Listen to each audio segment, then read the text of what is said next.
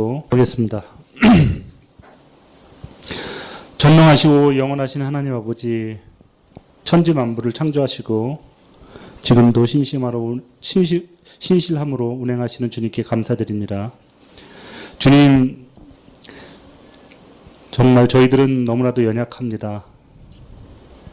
그러나 주님의 보혈로 구원을 받았으니 우리의 모든 삶을 통하여 주님의 일하심에 동참하게 하시고 주님의 뜻에 합당한 삶을 살게 하시옵소서. 주님의 말씀은 진리이오니 주님의 말씀에 순종하며 살게 하시고 날마다 말씀을 묵상하고 기도함으로 주님의 섭리를 깨닫는 삶을 살게 하시옵소서. 우리 모든 성도들이 주님과 함께하며 기쁨과 풍성함을 늘 함께하길 원하니 주님과 늘 동행하는 삶을 살게 하여 주시옵소서. 이 시간 이제 얼마 남지 않은 복음 축제를 위하여 기도합니다. 저희들이 이 세상에 복음을 전하는 자로 파송되었음을 깨달아 복음을 위해 우리의 재능과 우리의 환경과 시간과 또한 가진 것을 쓰게 하시옵소서. 우리가 복음을 전할 때 성령님께서 우리가 전도하고자 하는 사람들의 마음을 열어주시고 또한 증거하는 우리 자신과 복음을 전하는 모든 이들에게 성령님의 능력과 권능이 임하옵소서. 비록 우리의 믿음이 겨자씨만한 믿음일지라도 바른 믿음, 확신하는 믿음을 전할 수 있도록 저희들을 인도하여 주시고 함께 하옵소서. 또한 복음 축제를 위하여 기도하며 준비하는 손길들을 기억하여 주시옵소서. 이 시간 최달수 선교사님의 신앙 고백과 전도라는 말씀을 통하여 저희들이 하나님의 크신 뜻을 헤아려 아는 시간이 되게 하시고 그냥 아는 것으로 그치는 것이 아니라 또한 듣는 것으로 그치는 것이 아니라 저희들의 삶 속에 능력이 되게 하시고 우리를 변화시키며 거듭나는 주체가 되게 하여 주시옵소서. 주님의 말씀인 생명수가 우리 마음속 깊은 곳에서 울려 넘쳐서 모든 사람들에게 주님이 함께 하시는 영향력을 끼치는 자들로 살게 하여 주시옵소서. 이 모든 말씀 우리 주 예수 그리스도의 이름으로 기도합니다.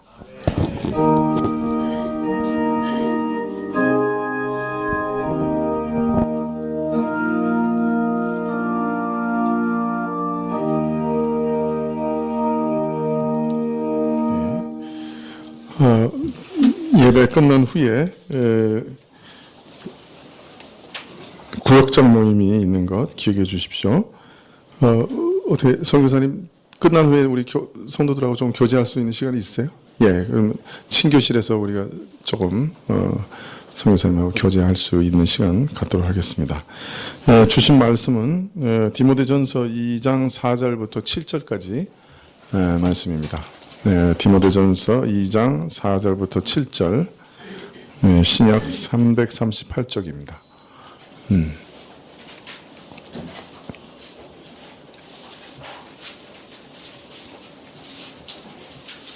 디모데전서 2장 4절부터 7절까지 한 절씩 교도하실까요? 하나님은 모든 사람이 구원을 받으며 진리를 아는 데 이르기를 원하시느니라.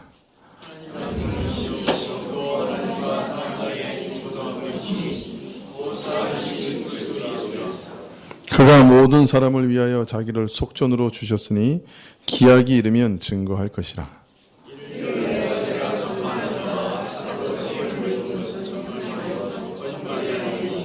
믿음과 진리 안에서 내가 이방인의 스승이 되었도다. 아멘. 예, 우리 최달수 선교사님은 인도네시아에서 오랫동안 사역하셨습니다.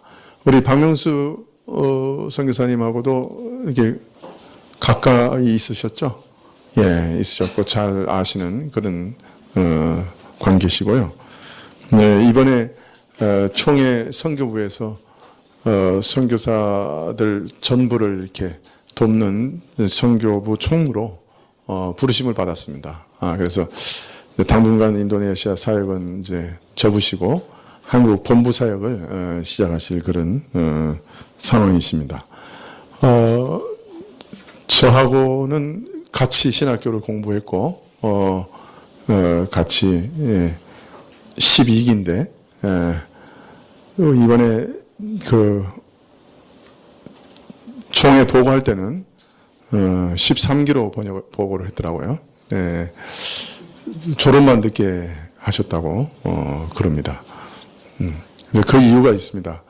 지금 유급으로 모든 총무일 하는 사람들이 다 12기이기 때문에 12기가 다 해먹는다는 얘기 듣고 싶지 않아서 일부러 졸업만 늦게 했다고 13기로 했답니다. 웃으시라고 말씀드린 거고요. 우리 선교사님 나오셔서 신앙 고백과 전파입니다. 제가 조금 잘못 인쇄를 했는데 신앙 고백과 전파라고 하는 제목으로 말씀 전해주실 때 많은 은혜 받으시기 바랍니다. 네.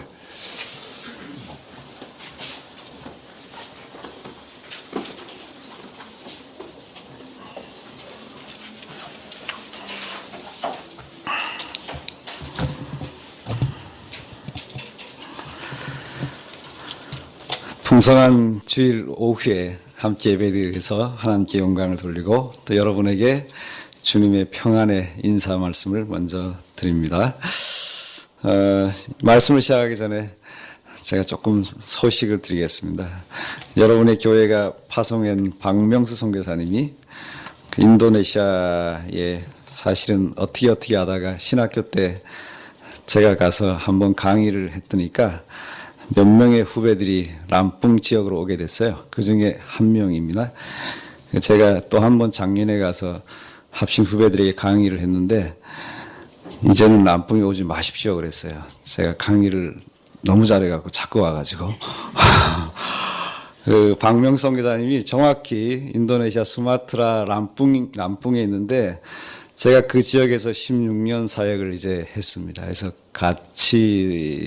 같은 그 시에 있습니다. 그래서 뭐 수시로 만나고 그렇게 형편을 잘 알고 있습니다. 그래서 그분을 대신해서 잘 지내고 있다는 인사 말씀을 드리고 여러분의 기도와 후원이 그분들을 살리고 또 그분들이 그것을 일할 수 있는 중요한 그 핵심 원동력이 되는 것을 저희가 생각하며 또 여러분에게도 감사를 드립니다. 저는 지난 4월 3일경에 1년 안식년을 마치고 작년에 안식년을 했거든요. 그래서 안식년을 마치고 들어갔다가 올해 8월 17일 날 거기 사역을 이제 마치고 졸업식까지 일단 마치고 이틀 후에 한국에 나왔는데 사실 한국의 가정을 좀 아픈 사람도 있고 잠깐 두고 갔기 때문에 케어를 하고 한 달 허락을 받고 방문을 했어요.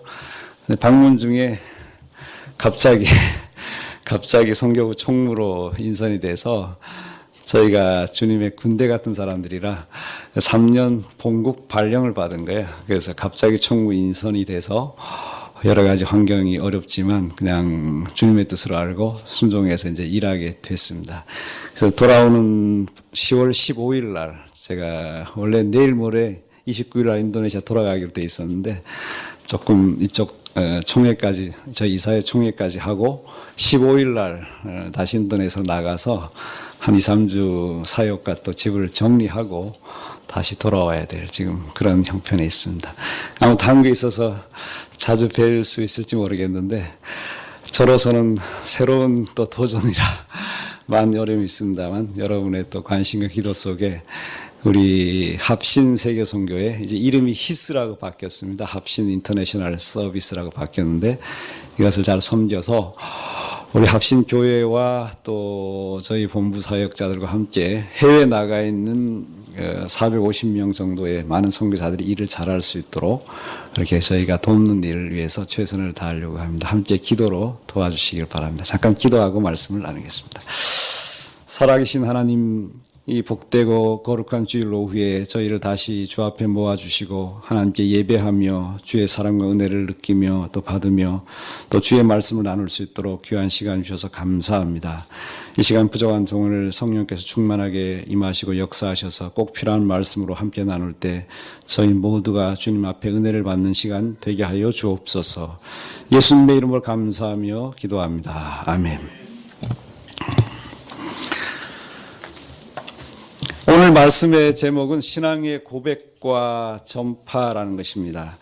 제가 먼저 미국의 신문에 CNN에 났던 실화 기사를 하나 소개함으로 말씀을 시작하겠습니다.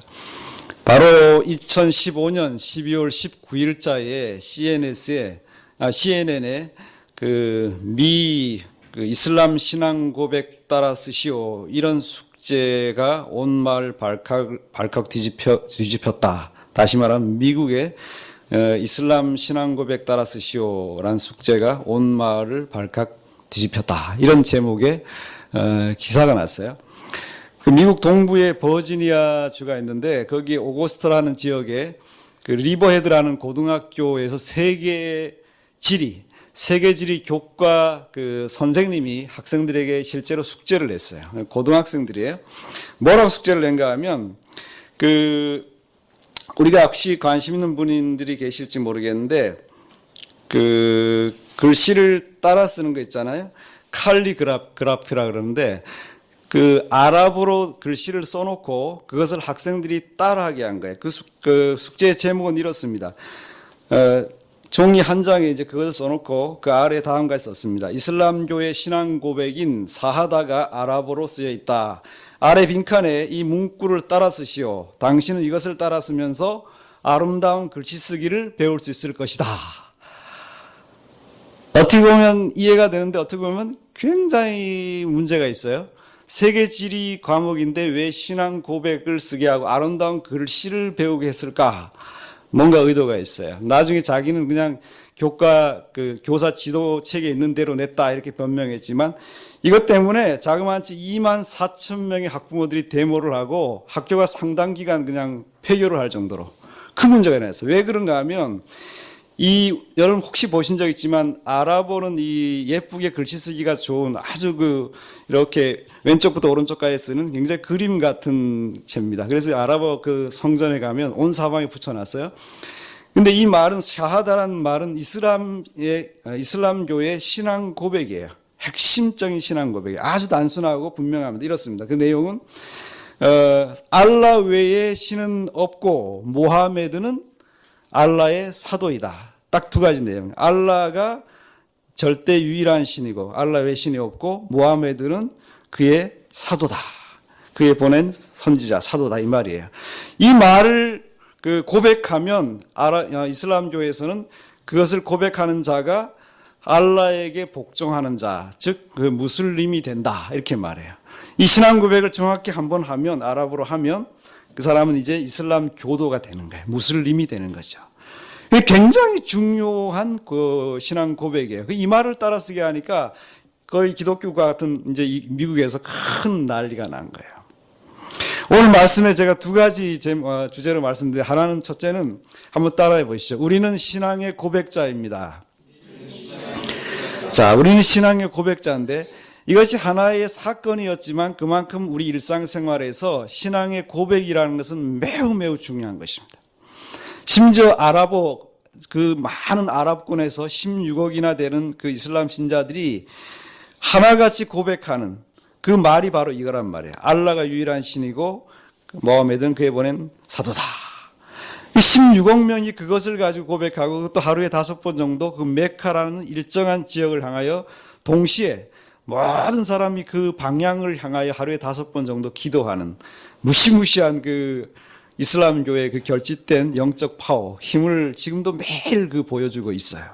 우리는 예루살렘 성지를 향해 기도 안 하잖아요. 근데 그들은 매일 이것을 실천적으로 하고 있거든요. 자, 그럼 우리 신앙생활에 있어서 우리가 기독교 신앙을 고백한다는 것이 어떤 의미가 있는가? 왜 그렇게 중요한가를 오늘 앞부분에 먼저 이 오후에 한번 말씀을 나누려고 합니다. 우리가 일상생활 속에 하루하루 신앙생활을 하며 사는데 사실은 우리의 삶의 고백이 우리 입술의 문제인 동시에 우리의 삶의 문제인 것을 우리가 늘 이렇게 생각하게 돼요.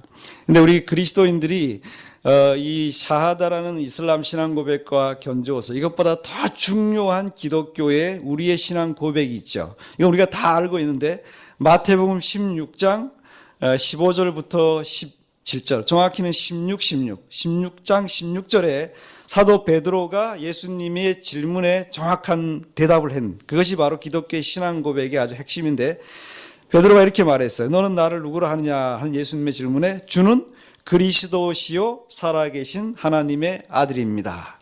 주는 그리스도시고 살아계신 하나님의 아들입니다.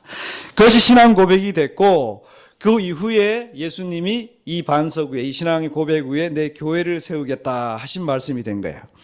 자, 개인적으로 그리스도인이 되는 우리의 출발도 예수님의 죽으심과 부활, 또 예수님이 누구신가 하는 복음을 들음으로 시작해요. 들음으로 믿음이 나요.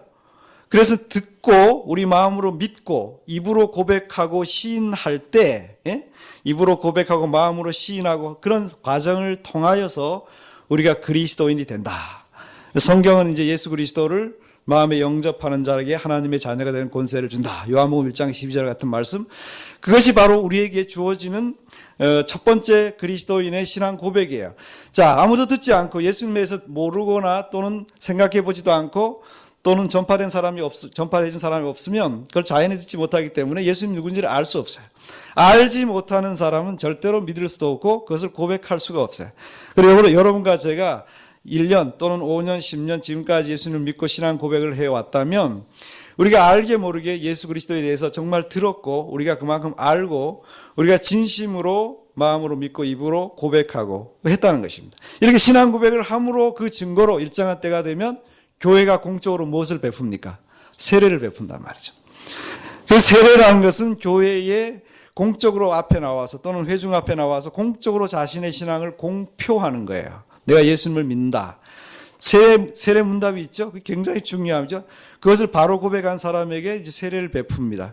그러므로 모든 그리스도인이 이제 새로운 한 사람 예수님을 영접하고 신앙을 고백함으로 우리의 책임인 이 교회의 공동체의 한 멤버가 되는구나. 그것을 알게 되는 거예요. 받아들여지는 것이죠.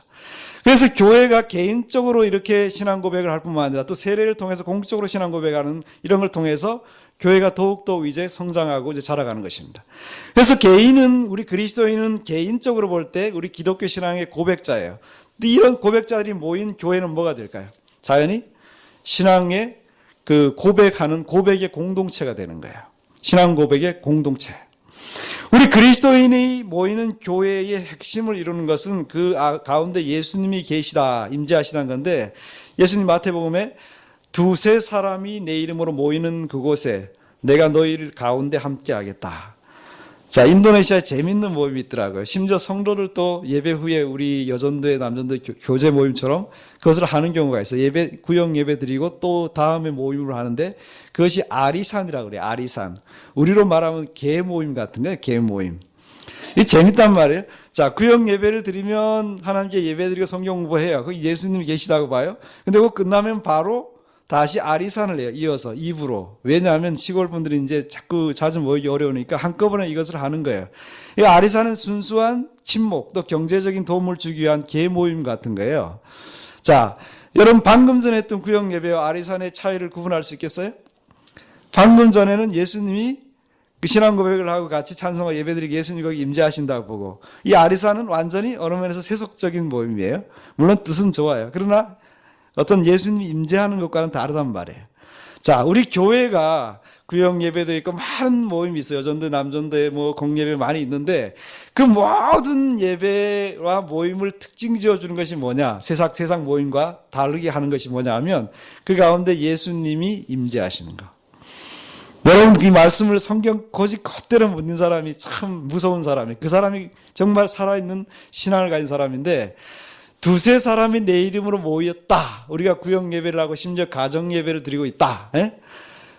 혼자 싱글이 아니고 두세 사람이 지금 모여서 예배 드리고 있다. 그 가운데 예수님이 함께 계신다는 것을 여러분이 정말 믿으십니까? 느끼느냐고 묻는 게 아니에요. 느끼느냐 감정이 특별한 체험은 이게 아니고 여러분의 신앙으로 내가 뭐 아는 지식이나 여러 걸 다 동원할 수 있어요. 그러나 중요한 것은 그것을 알고 믿느냐 하는 것이에요. 다시 말하면 받아들이냐 하는 문제예요. 우리는 굉장히 느낌에 속아요. 소위 필링 있잖아요. 내가 뭐 감이 오고 뭐 필이 오고 이러면 자기 굉장히 실감나. 이게 체험주의 비슷한 건데 사실은 신앙은 굉장히 이성적인 면이 있어요. 뭐 그게 다가 아니지만. 그래서 내가 너희 가운데 함께 하겠다 그러면 예수님의 약속이고 선포니까 그것을 아멘 하고 받아들이면 예수님 그 안에 계신 것을 우리가 정말 순수해지면 체험할 수도 있고 느낄 수도 있어요. 그렇지만 그렇지 않다 해도 그것을 우리가 믿고 그냥 그렇게 예배 드리는 거예요. 자, 여러분 교회가 더울 때는 뭐 올 여름 같은데 경험했습니다만 굉장히 뜨겁잖아요. 어느 면에서 뭐 기온이 뜨겁고 또 신앙 뜨겁고 그런데 근데 다른 뭐 예를 들면 다른 교파에 제가 대학교 때 순복음교회를 좀 다녀봤는데 거긴 장로교회 같은 순복음교회였어요. 뭐 그렇게 뜨겁지는 않더라고요. 근데 어떤 더 뜨거운 소위 말하는 뜨거운 교회가 있단 말이에요. 다 개신교 안에서 다양한 교파가 있잖아요. 그럼 우리가 좀 냉랭하게 느낀다 그래서 뜨거운 교회를 갔다. 예? 그럼 맨날 뜨거우면 안 되죠. 사람이 이상해지잖아요.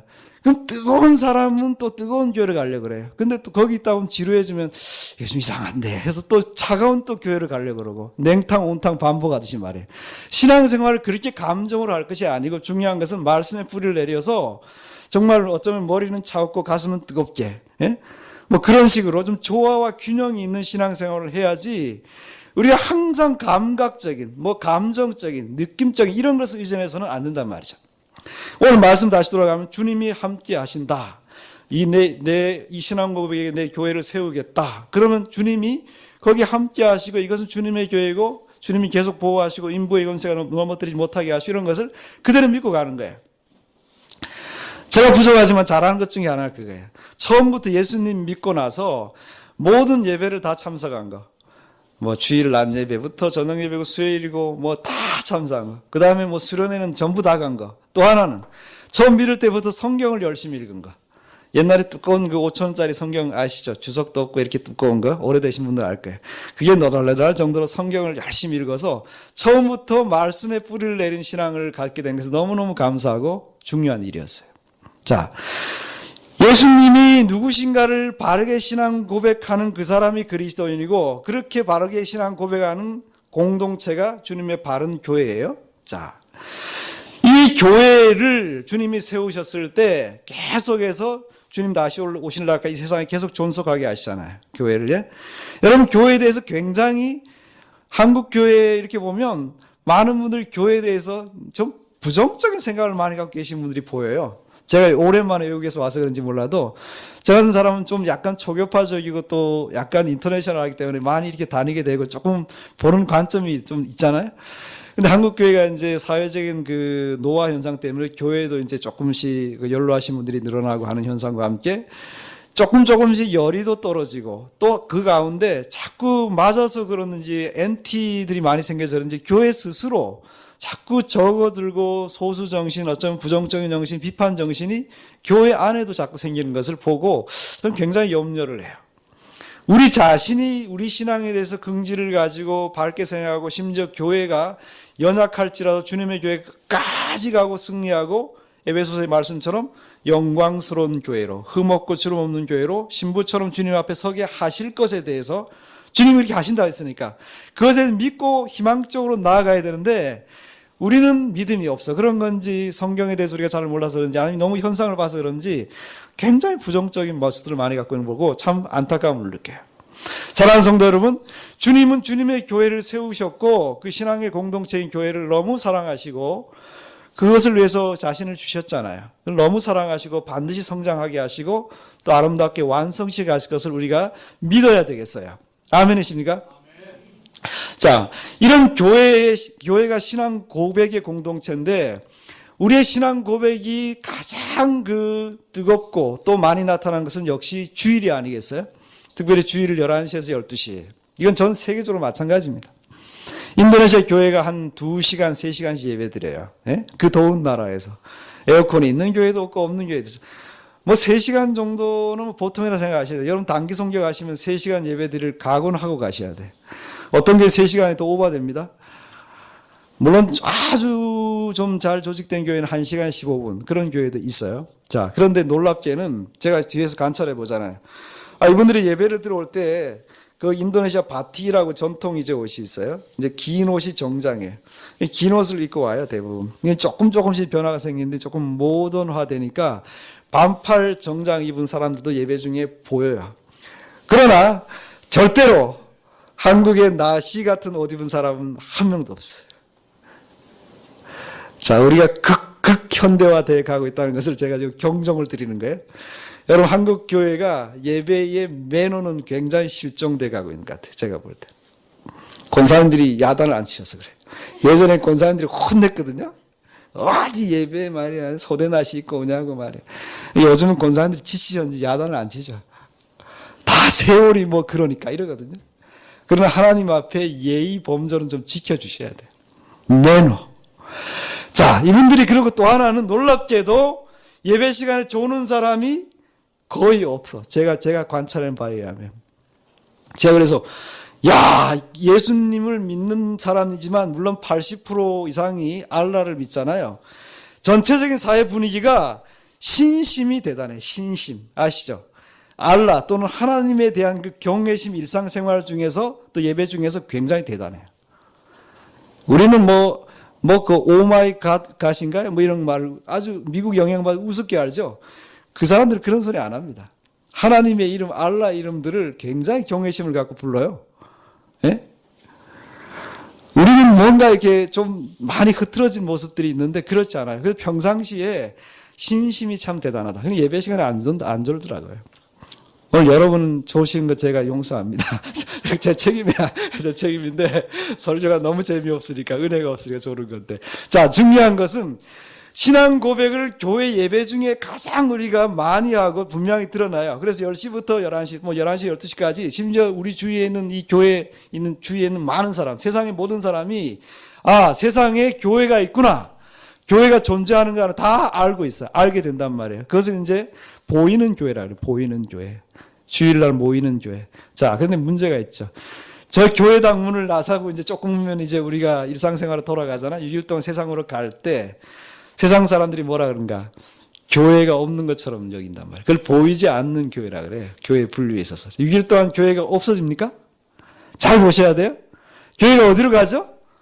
세상 속으로 보냄을 받는다 말. 세상 속으로 확장해 이제 침투에 들어가는데 여전히 교회가 있는 거예요. 문제는 이런 공적인 예배 형태가 아니라 우리가 개인적인 예배 또는 가정적인 예배, 우리 개개인이 마치 작은 예수님이 되어서 세상 속에 예수님의 향기나 예수님의 편지처럼 쫙 가잖아요. 예?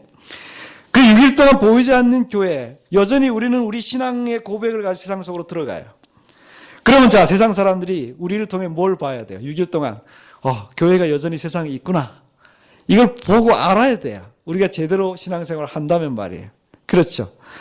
우리가 회사 갔는데 예수님 믿는 냄새를 전혀 안 내요. 내는 게 이상해. 스스로.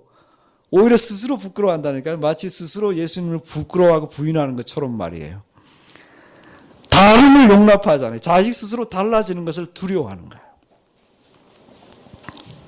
우리가 단일 민족이잖아요. 우리는 다른 것을 틀리다고 얘기하더라고요. 한국 사람. 여러분 언어 잘 보세요. 뭐가 틀리다 얘기하는 건 그거는 wrong이 아니고 different인데 우리는 틀리다고 얘기해요. 근데 저쪽에서는 different예요. 다른 거거든요. 다양성을 얘기해요. 우리는 다른 것을 틀리다고 얘기한다니까요. 우리 속에는 내 자신이 기독교인으로서 불신자 속에 약간 달라지는 것을 내가 마치 잘못하고 있는 걸로, 틀린 걸로 그렇게 나도 인식되고 다른 사람이 인식될까 봐 두려워한단 말이에요. 그러나 외국 나가면 아닌데 인도네시아 와보세요. 360여 종족 가운데 720여 개의 언어를 쓰는 그 나라 속에 다양성이 말이에요. 국시예요. 다양성 속의 통일성. 이 사람들은 남녀도 굉장히 평등하고 집이나 모든 문화나 언어나 그 삶의 양식이 심지어 종교까지도 5대 종교 공인하니까 아주 다양성 속에 살아가요. 우리는 거기 가면 굉장히 많이 배우게 되고 우리 자신을 많이 다시 보게 되더라고요. 여러분 우물한 개구리가 뭐 그런 거예요. 우리 세계와 맨날 김영삼 대통령 때부터 많이 부르짖었잖아요. 아직도 멀었어요. 우리는 세계와 단일 민족에 지금 한국에 들어와 있는 그 수많은 지금 외국인 그 다문화 가정 그 자녀들도 우리가 살 용납을 잘 못하거든요. 우리 얼마나 그 편협한 단일 민족성을 갖고 있는지 우리가 많이 이제는 깨고 반성해야 돼요. 교회도 마찬가지예요. 교회 안에 들어오면 조금 다른 신자가 벌붙이기가 참 환경이 때로 어렵더라고요. 자, 중요한 것은 교회는 말이에요. 이런 다양성을 가진 사람들이 다 들어오는데 우리가 다시 인도네시아 교회로 들어가면 그 많은 사람들이 와서 중요한 것은 한 가지로, 여러 가지 배경이 다르지만 한 가지로 예수 그리스도를 고백하고 졸지도 않고 주무시지도 않고 예배를 드리는 그 모습을 보면 야, 이분들 참 대단하다. 살아계신 하나님께 예배드리 나오는 것이 참 대단하다. 또 하나 실제로 놀라운 게 있어요. 예를 들면 이 성가교회 같이 이제 한 지역 교회가 그 주간에 성찬식을 하더라고요. 성찬식을 하면 교파를 초월해서 인근의 몇몇 교회에서 그 교회의 성찬식에 참여하러 와요. 네. 물론 자신들의 예배도 드리겠죠. 근데 성찬식을 참여하러 일부러 오는 분들을 봤어요. 아, 저는 그걸 보고 성찬식이 얼마나 귀한가. 그것을 받으러 사모하는 마음으로 준비해서 오는 걸 보면서 굉장히 놀랐어요. 성찬식도 우리는 이렇게 잔이나 이거 나눠주고 각자가 먹잖아요. 거기는 아직도 좀 옛날 모습인데 쫙 나눠주고 전부 기다려요. 그래서 같이 같이 먹도록 목사님이 사인을 보내면 다 같이 쫙 먹어요. 먹는 것도 다 같이 다 들고 기다리는. 옛날 빵을 같이 떼는. 어쨌든 형식은 다르지만 중요한 것은 교회 공동체가 신앙 고백을 같이 해 나가고 같이 성장해 나가는 그런 모습들을 볼 수 있어서 너무 좋고 저도 많이 공부가 됐거든요. 이렇게 교회가 신앙 공동체로 세상에 있는데 세상 6일 동안 흩어진 그 속에서 교회를 계속해서 보여주며 살아야 있다. 증거하며 살아야 있는데 이게 우리의 이제 도전과 과제죠. 자, 우리가 다름을 용납하지 못한다는데 달라지는 것은 부끄러운 게 아니에요. 사실은 다른 것이 좋은 거예요.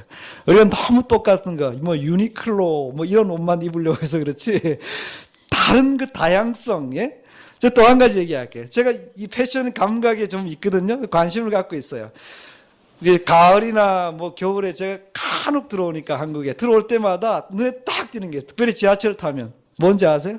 우리는 가을이나 겨울 되면 한국 사람 거의 전체가 그냥 낙엽 지듯이 회색과 검정색 옷으로 샥 갈아입더라고요. 거의 민족의 컬러가 말이에요. 가을 겨울 되면 거의 검은색 이 무채색 계통으로 옷이 다 가더라고요.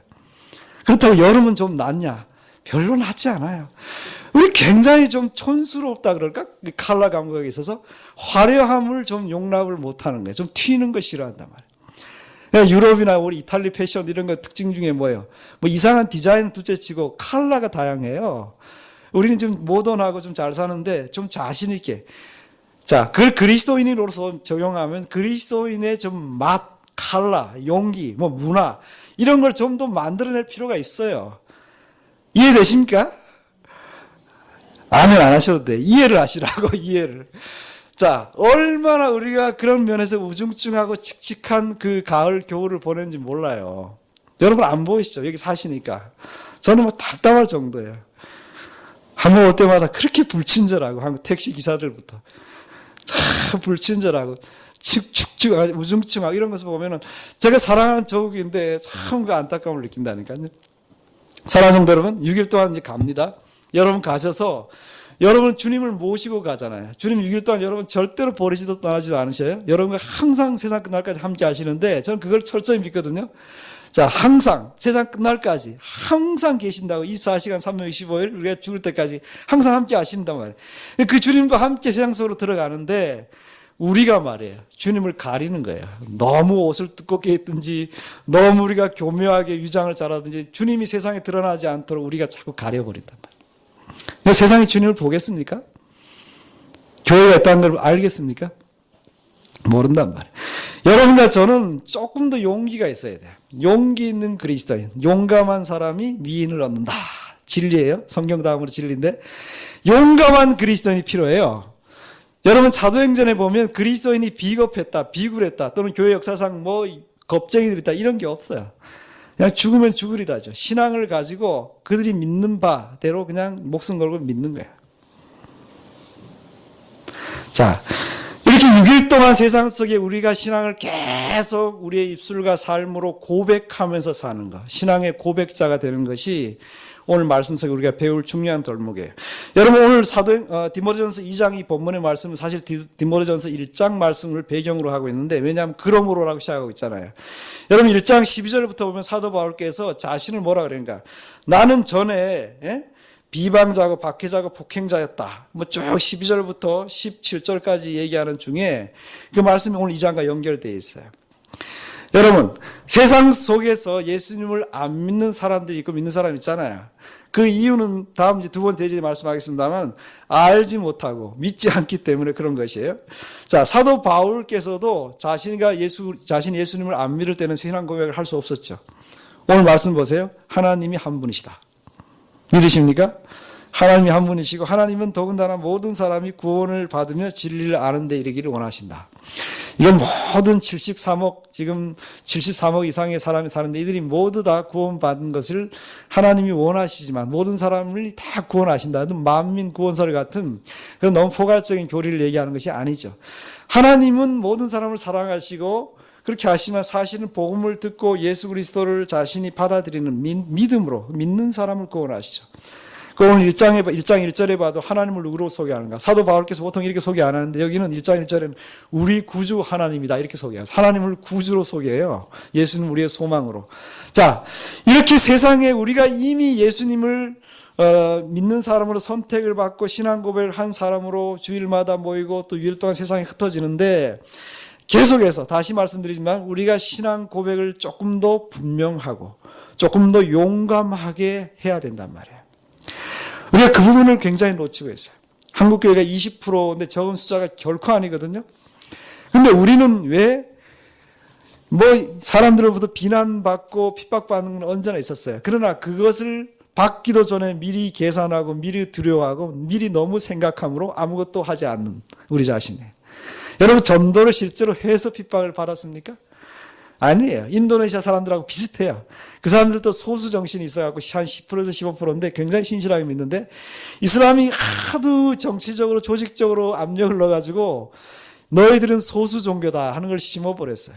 그리고 자꾸 물리적인 테러를 하고 교회를 핍박하고 방어하고 이러니까 오랜 기간 동안 인도네시아 교인들이 이제 그 많은 그 소수 정신 또는 그 두려움에 자꾸 이제 있죠. 그래서 성탄절이나 부활절 때 운동장에서 연합 예배를 잘 못 드려요. 최근에 조금씩 이제 나오기 시작하는데 굉장히 이제 힘들어하죠.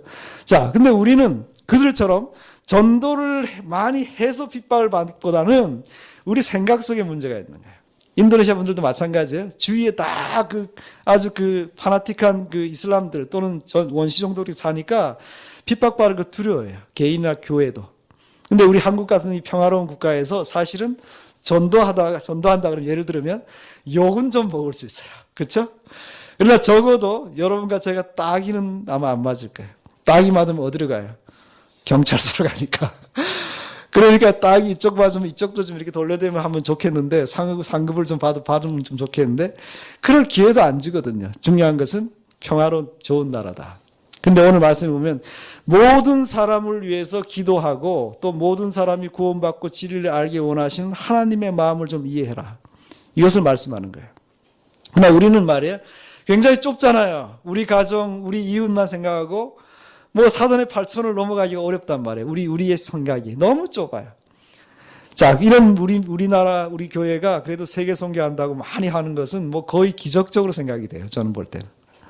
자, 여러분, 사랑하는 여러분께서 지금 오늘 말씀 속에서 하나님이 구주시다.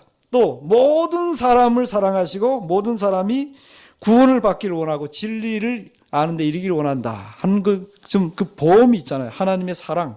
그 범위를 좀 배우시길 바라요.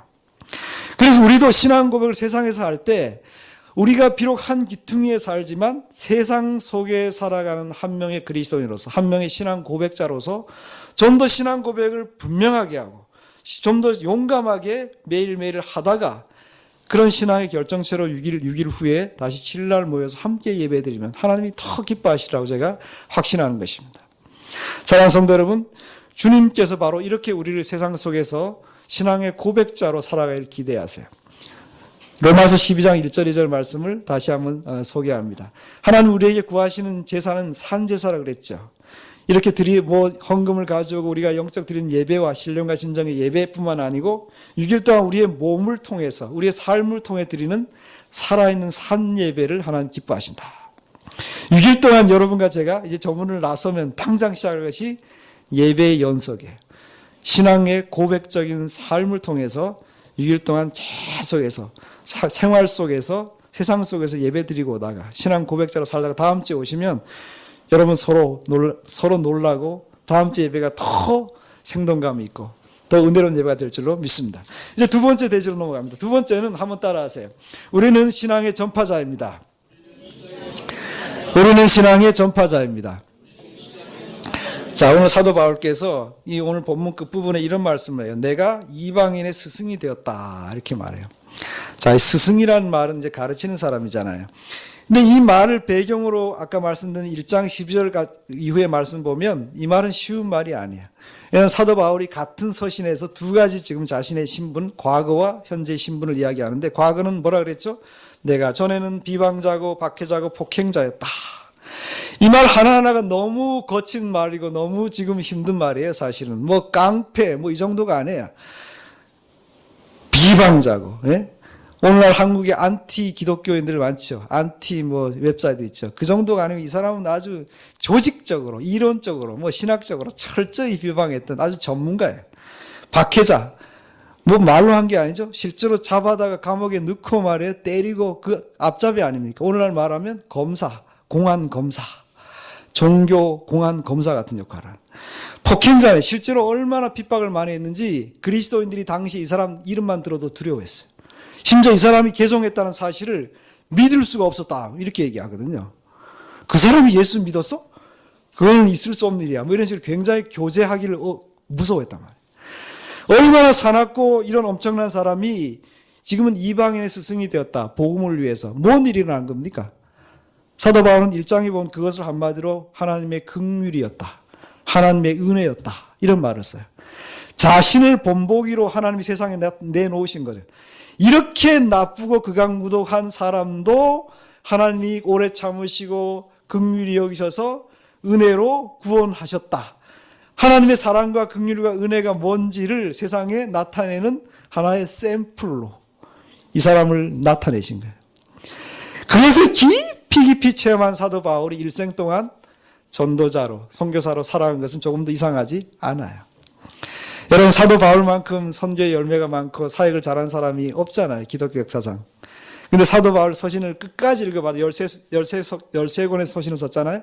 마지막 서신 디모데 후서까지 깊이 읽어봐도 그 어느 한 부분에라도 자신의 사역에 대해서 굉장히 긍지를 느꼈다든가 무슨 약간 높아진 마음을 보였다든가 자랑했던 것을 하나도 없어요.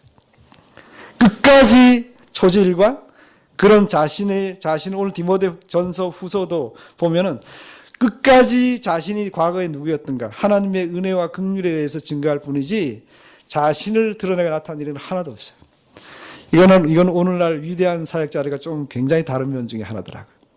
사랑하는 성도 여러분, 하나님이 여러분과 저에게도 신앙의 고백자가 된 이후에 이어서 주시는 새로운 영광스러운 사명이 있어요. 그것은 신앙의 전파라는 부분입니다. 여러분, 사도 바울을 누군가 전도했잖아요. 아나니아라는 사람을 보내서 전도했잖아요. 아나니아 가기 좋아했습니까? 사도행전에 보면 굉장히 무서워했어요. 인도네시아 말로 딱 끝인데 이 말은 할 수 있으면 안 가려고 그랬다고요. 내가 가면 얻어맞지 않으면 죽는 거다 이런 생각을 했죠. 안 가려고 그랬단 말이에요. 여러분, 지금 전도하려고 생각할 때 마음에 가기 싫어하는 사람 누가 떠오릅니까? 시월드에 있는 분들 그렇게 생각하세요? 여러분, 친구, 저 사람은 쟤는 도저히 예수를 믿을 수도 없고 믿어서는 안 돼 이렇게 생각되는 사람이 있어요? 여러분에게 손해 끼치고 사기치고 이런 사람들. 그럼 우리의 판단인데 어쩌면 그와 같은 사람에게까지도 하나님은 사람들을 보내시는 경우가 있어요. 아나니아가 그랬거든요. 갔어요. 갔더니 전도해서 눈에 비스이 벗어지고 예수님을 결국 믿었는데 이 사람이 나중에 변해갖고 아나니아는 한 사람 전도했지만 사도 바울이 나중에 어떻게 됐어요? 거의 유럽 전체를 그냥 선교하는 놀라운 사람이 됐잖아요. 부족한 저지만 하나의 제 이야기를 할게요. 간증인데. 여러분의 이야기를 생각하면서 한번 제 얘기를 들어보세요. 제가 교회도 없고 기독교 배경이 전혀 없는 마을에서 태어나서 자라다가 사춘기 때 이제 그 청소년기에 예수님의 복음을 들었어요. 그것도 여러 군데 학교를 고르다가 어느 학교를 갔는데 그 너댓 군데 학교 중에 그 학교를 갔는데 거기에서 1학년 때 그것도 목사님 아들이 저희 반 같은 반이 됐다고요. 기가 막힌 고신층 목사님 아들이 저에게 전도를 했어요. 근데 마치 스폰지가 물을 빨아들이듯이 아주 자연스럽고요. 그냥 너무 아름다운 날에 예수님을 믿게 됐어요. 봄날에. 그때부터 제 인생이 달라졌다고요. 그때부터 교회도 열심히 다녔고 처음부터 제가 11조도 열심히 했거든요. 그리고 주일 예배부터 다 다니고 그 다음에 또 그 선교 단체 같은 데서 훈련도 열심히 받고 그러면서 또 동시에 전도 훈련도 받고 하면서 전도도 그냥 잘 못하지만 학교에서 했다고요. 전도도 하고 뭐 사람들 뭐 성경도 가르치고 그랬는데 쭉 이제 그렇게 하다가 대학에 왔어요. 이제 대학에 왔는데 전도를 이제 잔디밭 이런 데서 하잖아요. 이제 학생들이 뭐 캠퍼스 생활 막 하고 노를 때 저희 1학년 때부터 저희는 무슨 낭만 뭐 기타 치고 일하는 것보다 아침 8시에 가서 캠퍼스 기도 모임을 하고 저희 서클이 그 다음에 점심시간 때는 다 잔디밭에 나와서 한 1시간 정도 거의 매일 전도를 했어요. 공부는 안 했냐? 공부도 잘했습니다. 자, 장학금도 받고 다녔는데 중요한 것은 전도를 했는데 어느 날 제가 한 여학생을 만났어요. 근데 알고 보니까 저희 단과 대학에 저는 영문과인데 그 친구는 동문과였어요. 이제 도고 동문과. 전도를 했어요. 근데 이 친구 만만치 않더라고요. 고등학교 때 쉽게 말하면 뒤에서 좀 우리말로 이런 말이죠. 뭐 좀 껌 좀 씹었다 그러나요? 뒤에서 좀 등치도 크고 좀 이렇게 하던 뭐 그런 여학생이었던가 봐. 예수님을 제가 잘 전했는데 남 정성 들여서 기도하면서 긴장하면서 전했는데 안 믿는 거예요. 아, 저도 만만치 않은데 포기가 안 되는 거 있죠. 왜 그런 사람이 있어요. 두 번 또 다음에 또 만나서 또 전하고 했어요. 방법을 바꿔가면서. 나중에 한번 책을 빌려주고 책을 제가 뭐 가져오는데 그걸 관심 있어 하더라고요. 그래서 제가 딱 이 책을 빌려줄 테니까 읽고 일주일 후에 나에게 소감을 얘기해 달라고. 낚시를 딱 껴놨잖아요. 일주일 후에 다시 만났어요. 그러면서 그 책의 얘기를 하면서 또 전도한 거예요. 어쨌든 그런 다양한 방법으로 한 달을 전도해서 한 달. 계속 전도. 한 달 후에 마지막 어떻게 됐을까요? 아, 예수님 믿겠다는 거예요. 영접 기도를 했어요. 그리고 제가 6개월 동안 그 육성을 했잖아요. 성경을 가르치고. 난 6개월 지나니까 더 오래 지나면 이게 문제가 생길 것 같아. 남녀 사이잖아요. 1학년 때 이 정도면 안 되잖아요. 그래갖고, 이건 더 이상 양육이 어렵다. 그래서 떼서 이제 다른 사람이 맡기고 제가 이제 6개월 후에는 이제 안 했어요. 이제 공적으로만 이렇게 만났는데. 근데 어떻게 됐냐. 이 친구가 대학 졸업할 때 계속 신앙이 자라면서 이제 자기가 전문 선교단체 간사로 이제 헌신한 거예요. 자기가 이래기 때문에 교수도 될 수 있었거든요. 저처럼. 근데 안 하고 그걸 헌신하더라고요. 그래서 깜짝 놀랐는데 지금까지 30 몇 년입니까? 뭐 나이가 뭐 50대 중반이니까 시집도 안 가고 제가 부담스럽게 시집도 안 가고 평생을 주님을 위해 사는 거예요. 제가 계산 대충 해보니까 그 수십 년 동안 학교에서 또 사회에서 얼마나 많은 사람에게 복음을 전했는지 몰라요. 아마 수천 명, 수만 명이 될지도 몰라요. 제자를 기른 거. 그래서 저는 그 친구 생각하면 마음에 부담이 되면서 늘 마음에 짠한 마음이 있어요. 근데 제가 참 일생에 못했지만 여러 사람 전도했지만 그 한 사람을 전도해서 다른 수천 명의 사람을 전도하게 한 그것은 제가 일생 동안 잊지 못할 사건이에요. 근데 이 친구가 졸업하고 뭐 한 10여 년 이상 거의 20년 동안 연락이 없었어요. 몰랐죠. 근데 얼마 후에 작년인가 이 인터넷 세상이 돼가지고 연락이 된 거예요. 근데 하루는 편지가 왔더라고요. 그 편지를 여러분에게 소개하는 거예요. 편지 끝에 이렇게 썼어요. 뭐 이랬었다. 뭐 형제는 나의 생명의 은인입니다. 이렇게 썼더라고요. 생명의 은인이라고 썼어요. 제가 이제 그 형제라고 자기 같이 이제 친구니까 생명의 은인이라 써가지고 제가 그 편지를 받고 생각이 한참 멈췄어요. 어떻게 이런 말을 썼나. 마음이 짠하더라고요. 저는 오히려 시집도 못 가고 주님 위해 평생 헌신해서 늘 부담이 있는데 한때는 안쓰러워갖고 그 중간 언제는 제가 사비를 들여갖고 한 500불을 이분에게 특별히 이제 헌금을 보내기도 했어요. 막 어렵게 생각이 돼서 저도 어려웠지만 그 정도로 막 생각하는데 그 말을 듣고 나서 내가 뭔데 이 사람 내가 뭐 물에 빠졌을 때 내가 건져줬나? 뭐 교통사고 났을 때 내가 뭐 구해줬나? 그냥 복음을 전했다고. 예수님 복음을 전했는데 생명의 어린이라고 그러는 거예요. 자기도 이제 사역자가 돼서 해보니까 그걸 아는 거예요. 이게 그냥 보통 말이 아닙니다. 깊이 의미가 있는 말을 쓴 거예요. 오늘 말씀에 사도 바울께서 자신이 핍박자, 해방자, 폭행자였는데 이제 이방에 승했다. 그 중간에 아나니아 같은 사람이 있는 거예요. 이 연결고리가. 이 사람이 와서 위험을 무릅쓰고 전도하고 자기가 이제 많은 사람의 양육을 받아서 이제 이렇게 된 거라고 말이에요. 자, 오늘 제가 생명의 은인을 소개했잖아요. 저의 생명의 은인은 고등학교 1학년 때 저에게 복음을 전한 그 고신측 목사님 아들이에요. 예. 그럼 제가 또 누구에게인가 지금 얘기한 그 여자분에게 생명의 은인이 됐잖아요. 이런 생명의 다리가 계속 이어져 가는 거예요. 천국 갈 때까지. 자, 이제 여러분 마음에 누군가를 생각하셨을 것 같은데 여러분의 생명의 은인은 누구십니까? 나는 뭐 훌륭해서 혼자 연구해서 예수님 믿었어. 나는 모태신앙이니까 나는 태어날 때부터 뱃속에서도 믿었어. 그럼 엄마 아빠가 여러분 생명의 은인이죠. 그렇죠? 중요한 것은 아무도 스스로 득도하듯이 예수님 믿는 사람은 없어요. 누군가가 복음을 전해주고 어쩌면 100번, 어쩌면 1000번의 기도, 고구마처럼 많이 애쓴 사람의 그 수고가 있었기 때문에 우리에게 복음이 온 거죠. 130전에 아펜셀라 언더우드가 왔잖아요. 그 젊은이 2명이 이까지 왔을 때 수개월 동안 이렇게 배 타고 일본 거쳐 여기 올 때 무슨 생각으로 왔겠어요. 오죽하면 그 언더우드의 기도에 보면 하나님 아무것도 안 보인다. 조선민족이 거의 1000만 명인데 깜깜해서 아무것도 안 보인다. 이렇게 기도를 했더라고요. 그 내용 여러분 한번 보세요. 얼마나 답답했으면 그런 선교사의 마음이 그런 거니까 이제 이해가 돼요. 깜깜했다는 게 한 명도 안 믿고 뭐 믿는 사람이 하나도 없으니까. 근데 오늘날 적어도 많이 잡아도 한 20% 예? 그리스도인이 됐다. 너무너무 놀랍잖아요.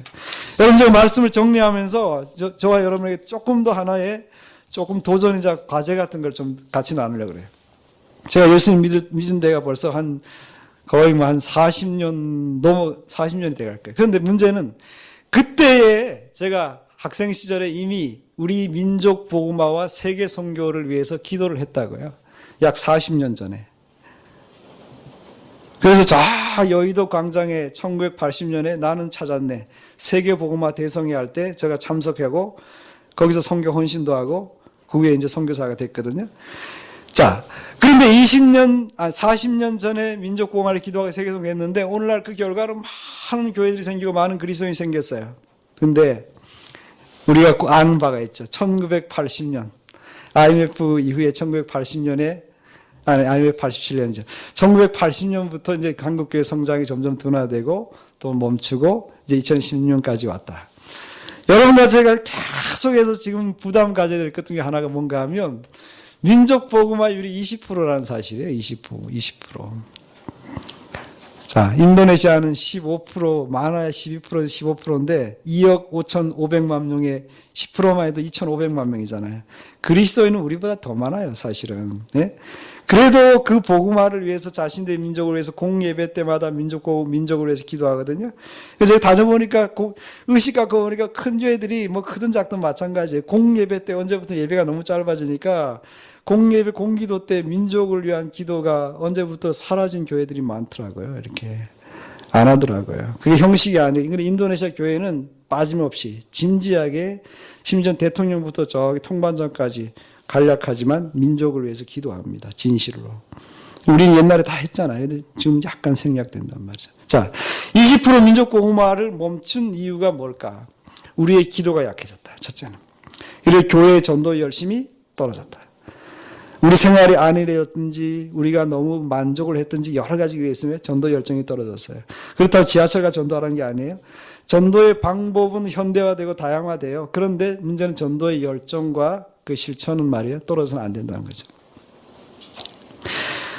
여러분 교회가 세상에 있으면 세상이 더 달라져야죠. 그죠? 옛날부터 교회 엄청 많았잖아요. 우리 민족의 지도자였던 김구 선생님이 이렇게 얘기한 것이 있어요. 뭐라고 얘기하는가 하면 아주 오래전이지만 우리 민족의 교회가 많아지면 적어도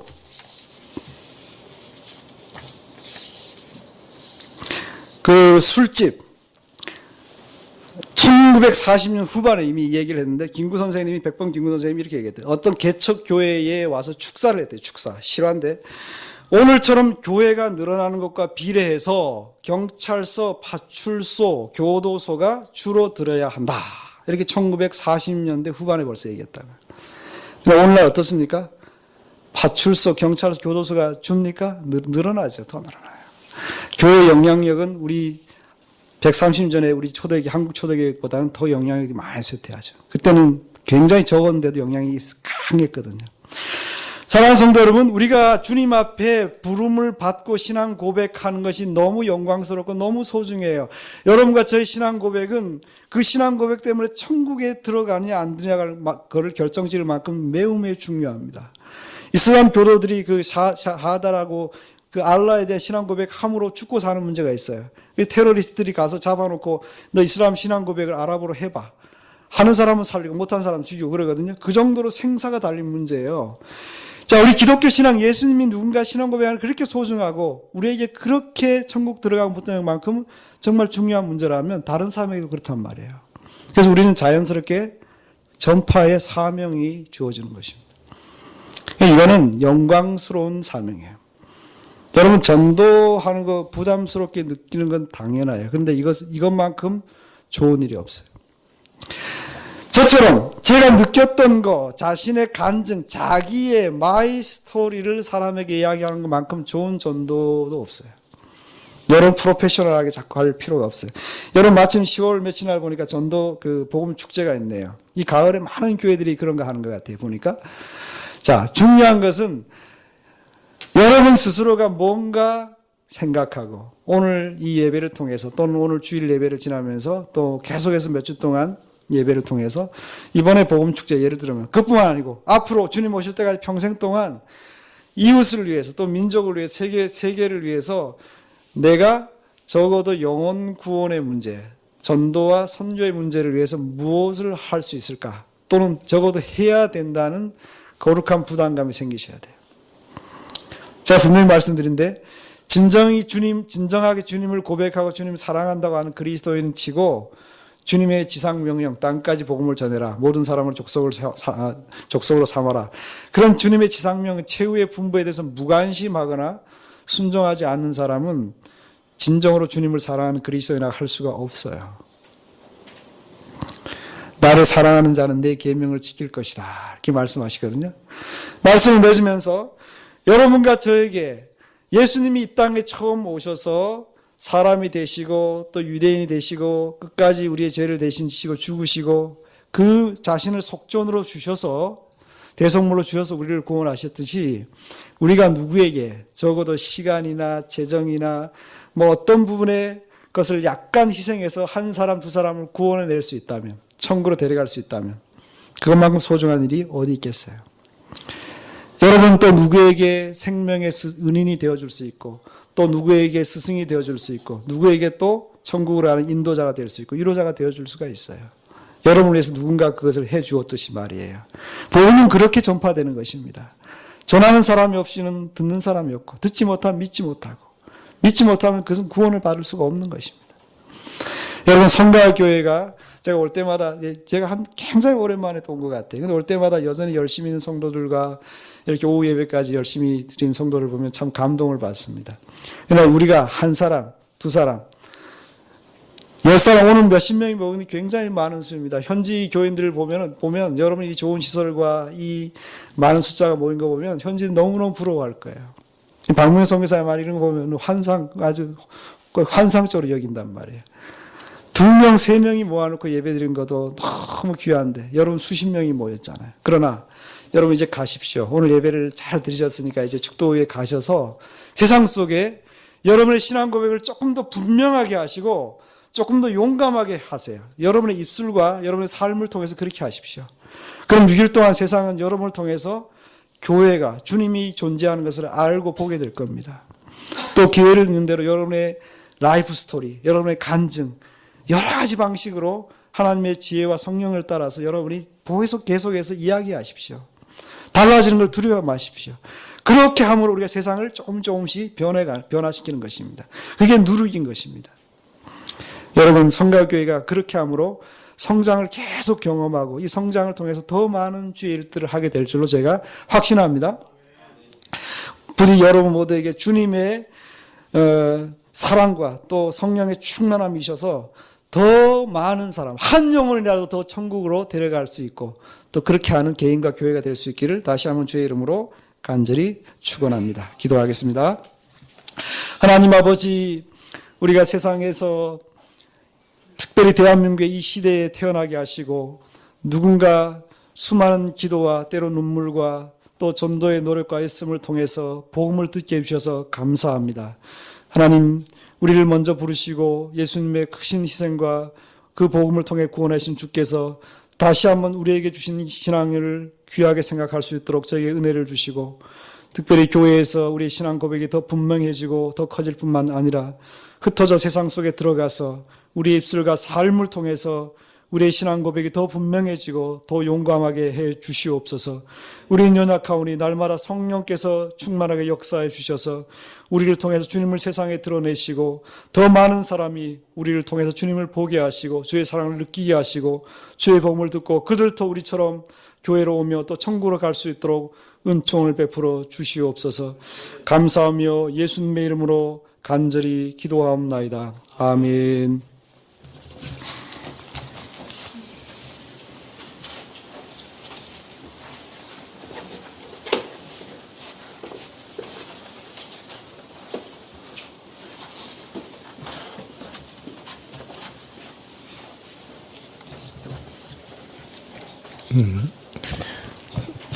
네, 복음 축제를 우리가 준비하고 있는데 하나님께서 또 우리에게 격려의 말씀을 주셨다 그렇게 믿습니다. 375장 찬송하신 후에 선교사님 나오셔서 축도하심으로 예배를 마치겠습니다. 375장입니다.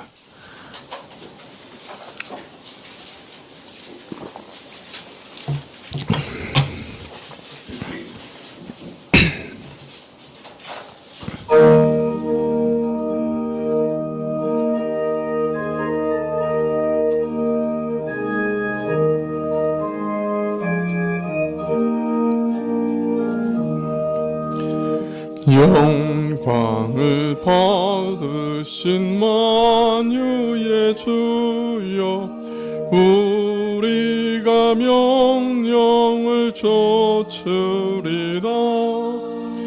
베푸신 은혜를 감사히 알고 진실한 마음으로 섬기겠네. 구주의 은혜 주시는 대로 영원히 받들어 섬기겠네. 찬송하겠네, 찬송하겠네. 생명을 주시는 구주로다. 구주를 높이고 잘 공경하여 온유한 마음으로 섬기리다. 주 예수 안에서 즐거워하며 충성을 다하여 섬기겠네. 구주의 은혜 주시는 대로 영원히 받들어 섬기겠네. 찬송하겠네, 찬송하겠네. 생명을 주시는 구주로다. 예수를 믿고서 늘 사랑하여 즐거운 마음으로 섬기리다. 온 마음을 드리고 순종한 후에 구주를 영원히 섬기겠네.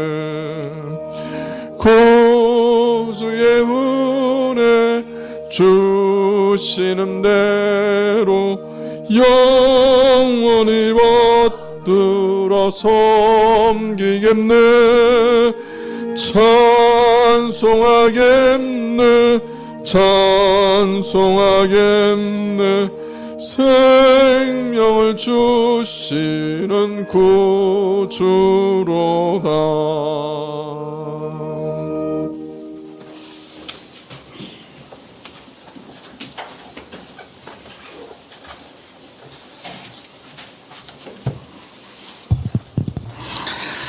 사랑하는 성도 여러분, 다시 한번 주의 말씀으로 권면합니다. 주님이 세상 끝날까지 항상 여러분과 함께 계신 것을 꼭 기억하시고 한 주일 또 세상 속에서 주님과 함께 승리하시고 주님을 용감하게 드러내며 그렇게 사시기를 바랍니다. 다시 한 마음을 주님께 모으고 또 주님이 주시는 축복을 함께 받겠습니다. 지금은 우리 구주 예수 그리스도의 크신 은혜와 온 세상을 사랑하시고 모든 사람을 구원하시고 진리를 아는 데 이르기를 원하시는 우리 하나님 아버지의 극진하신 사랑과 연약한 저희를 도우시고 저희 안에 계시며 위로교통 충만케 하시며 특별히 세상에서 그리스도의 증인되게 하시는 성령의 충만케 하신 은혜가 오늘 하나님 앞에 말씀을 듣고 또 종일토록 예배드리고 예상적으로 힘차게 나가는 사랑하는 성가교회의 모든 성도들과 가정과 하시는 사업 위에 이제로부터 영원히 함께 있을지어다. 아멘.